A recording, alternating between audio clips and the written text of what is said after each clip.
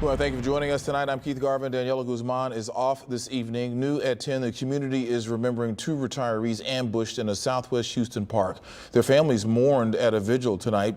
KPRC2's Bryce Newberry was there. He has learned that the suspect may be tied to additional shootings. Ballistics and vehicle information have tied this Park Capitol murder suspect to at least two other shootings after an ATF K-9 found shell casings at this scene and at least one other. The community continues mourning for these two innocent victims, retired men senselessly killed. One step at a time.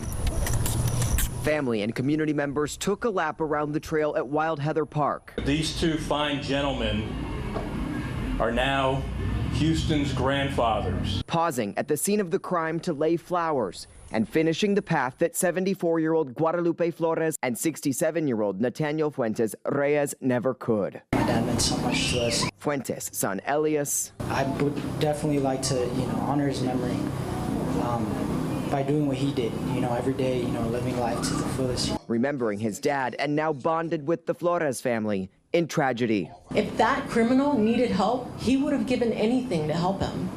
But no, he chose to attack him and kill him. The two retirees on their routine morning walk last Friday got shot multiple times from behind and left for dead on a park trail. A surveillance camera captured the gunfire before a white car sped out of the neighborhood. KPRC2 News has learned ATF K-9 lady found shell casings at the scene, seen alerting in these photos, which matched casings she found at an April drive-by shooting in Houston that left someone injured.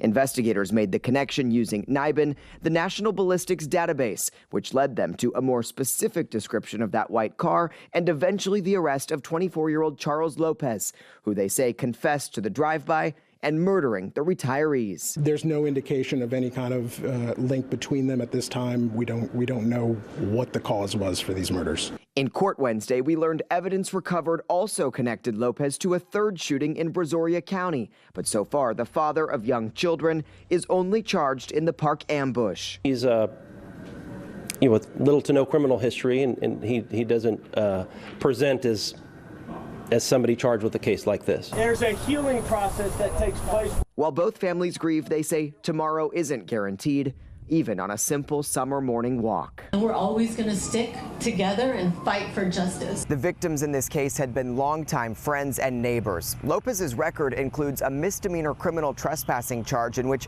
he didn't have to serve any time. Now he's being held without bond, at least until mid-August, when a hearing is scheduled to figure out what happens next. In Southwest Houston, I'm Bryce Newberry, KPRC2 News.